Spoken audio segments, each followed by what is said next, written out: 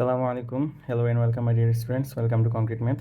আজকের ক্লাসে তোমাদেরকে সংক্ষেপে লিনিয়ার ইকুয়েশন ক্যালকুলেটরে কীভাবে সলভ করে আমরা সেটা দেখব। তোমরা অনেকে হাতে কলমে করো সেটা, কিন্তু ক্যালকুলেটরে সলভ করতে পারলে তোমার অ্যাকুরেসিটা বাড়বে এবং অনেক ক্ষেত্রে তোমার সময় অনেক বেশি বাঁচবে।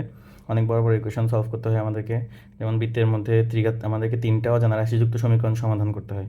সেগুলো অনেক সময় তোমার পরীক্ষার হলে সময় নাও থাকতে পারে, তুমি ক্যালকুলেটরে সলভ করে ফেলতে পারবা। আজকে আমি প্রথমে আগে অজানা রাশি দুইটা হলে এরকম লিনিয়ার ইকুয়েশন আমরা আগে সলভ করবো। এখানে দেখতে পাচ্ছ আমি তিন ধরনের ইকুয়েশন দিয়ে রাখছি। আমার কাছে এই মুহূর্তে দুইটা ক্যালকুলেটর আছে।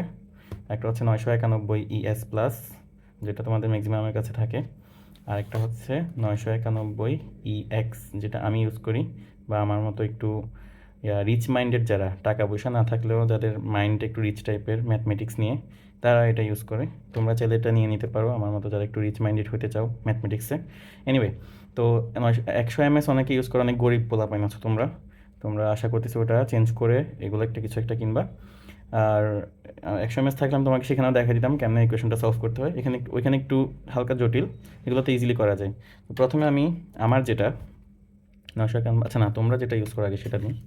991 ES প্লাস, এটাতে আমরা কীভাবে এই ইকুয়েশনগুলো সলভ করবো। ইকুয়েশন সলভ মানে কি? ইকুয়েশন সলভ মানে এই দুইটা রেখা পরস্পরকে যে বিন্দুতে ছেদ করছে, যেমন এই দুইটা রেখা যদি আমি ড্র করি, একটা রেখা হচ্ছে y = 5x, কাইন্ড অফ এভাবে একটা রেখা যাবে, আর আরেকটা রেখা হচ্ছে কাইন্ড অফ এভাবে যাবে, 5 বিন্দু দিয়ে এভাবে যাবে। তো এই বিন্দুতে তারা ছেদ করছে পরস্পর, তো এই বিন্দুটার স্থানাঙ্ক কত হবে, ঠিক আছে? তো ওটা আমাদেরকে এখানে ফাইন্ড আউট করতে হবে। তো সেটার জন্য আমরা এই ক্যালকুলেটরে কীভাবে কাজ করব ধাপে ধাপে সেটা একটু দেখি সংক্ষেপে। প্রথম মোডে যাবা, মোডে গেলে 5 নাম্বার দেখতে পাচ্ছ, এখানে ইকুয়েশন লেখা আছে, ইকুয়ান মানে ইকুয়েশন। তো আমরা 5 ক্লিক করবো। এখানে 5 ক্লিক করলে আমাকে 4 ধরনের ইকুয়েশন সলভ করা যাবে বলতেছে। এক নাম্বার হচ্ছে দেখো এক্স ওয়াই যুক্ত অজানা রাশি, মানে যে এখানে শুধুমাত্র এক্স আর ওয়াই আছে, আর বাকিগুলো এখানে ধ্রুবক, N B N C N, এগুলো হচ্ছে ধ্রুবক। তারপর হচ্ছে এক্স ওয়াই জেড, তিনটা অজানা রাশি থাকলে সেটাও সলভ করা যাবে।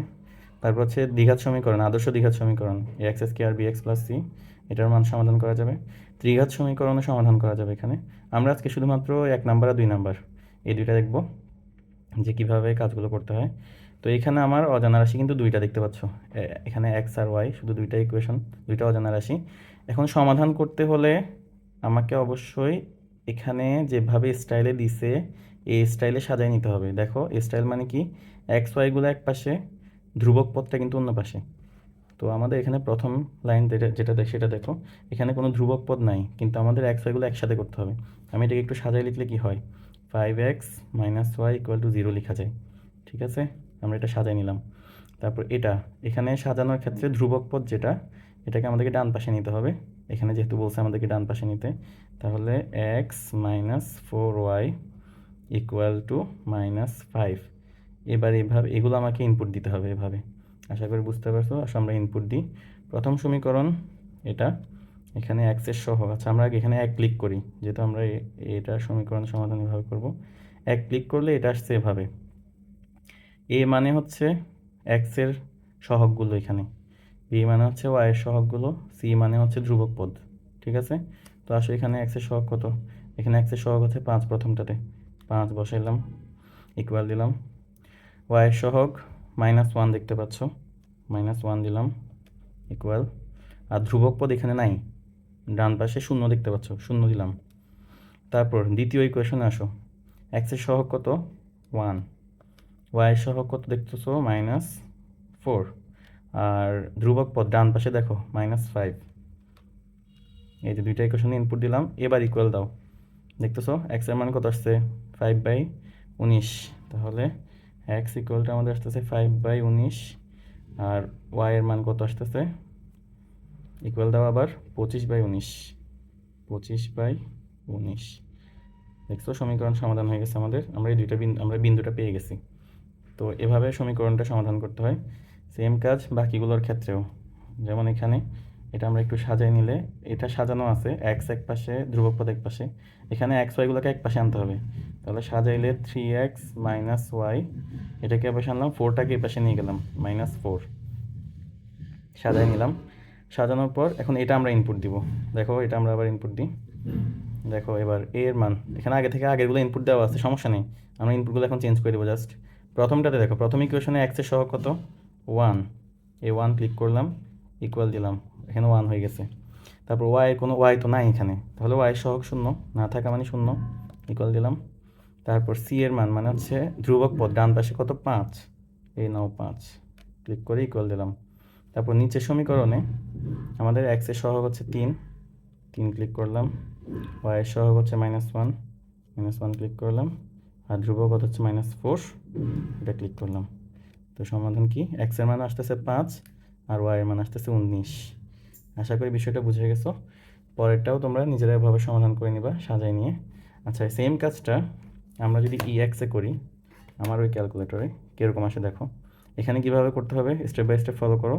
প্রথমে মেনুতে যাবা, মেনুতে গিয়ে নিচের এটা 2বার ক্লিক করবা। এবার ডান পাশে আসো, দেখো এটা, ঠিক আছে, এতটুকু আসতে হবে না, না আসেও বোঝা যাবে, করা যাবে, কিন্তু আমি তাও দেখানোর জন্য।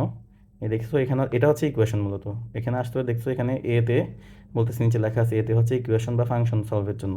তো আমরা ক্লিক করতে হবে আসলে, মূলত এতটুকু আসা লাগবে না তোমার, সরাসরি ক্লিক করলে হবে। হচ্ছে কোথায় আছে দেখো, এই যে এখানে, ক্লিক করলাম। এখন এখানে 2 ধরনের ইকুয়েশন সলভ করা যাবে। একটা হচ্ছে যেগুলো একঘাত সমীকরণ, সেগুলো হচ্ছে সাইমাল ইকুয়েশন, দেখো 1 নম্বরে। 2 নম্বর হচ্ছে পলিনোমিয়ালস, মানে হচ্ছে 2 ঘাত, 3 ঘাত, 4 ঘাত। এই ক্যালকুলেটরে কিন্তু 4 ঘাতও সমাধান করা যাবে, বুঝতে পারছো? আর এখানে 4টা অজানা রাশিযুক্ত সমীকরণও সমাধান করা যাবে, এটা একটু হায়ার লেভেলের, ঠিক আছে? তো আমরা ক্লিক করলাম। এখানে জানতে যাচ্ছে 2 থেকে 4 পর্যন্ত, মানে আমার অজানা রাশি কয়টা। এই সমীকরণগুলোতে অজানা রাশি কয়টা, 2টা না, শুধু এক্স ওয়াই, জেড তো আসে না এখানে। তাহলে আমরা এখানে শুধু 2 ক্লিক করব। এই যে 2 ক্লিক করলে 2টা ইকুয়েশনের জায়গা দিয়ে দিচ্ছে আমাকে। এক্সের সহগ বসাইতে হবে, ওয়াইয়ের সহগ বসাইতে হবে, ধ্রুবক পদ বসাইতে হবে সমান চিহ্নের ওই পাশে নিয়ে। এখানেও সমান চিহ্নের এই পাশে ধ্রুবক পদগুলোকে সাজাই নিতে হবে আগে। তো আমরা তাহলে এই 3 নাম্বারটা এখানে করি।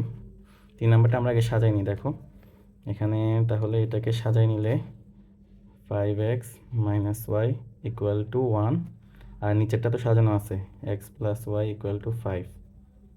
তাহলে এই 2টা ইকুয়েশন আমরা এখানে ক্লিক করব। x এর সহগ 5, y এর সহগ -1, 5 - 1 দিয়ে ইকুয়াল দিলাম। আর ধ্রুবক পদ হচ্ছে শুধু 1, ইকুয়াল দিলাম। তারপর x এর সহগ 1, y এর সহগ 1,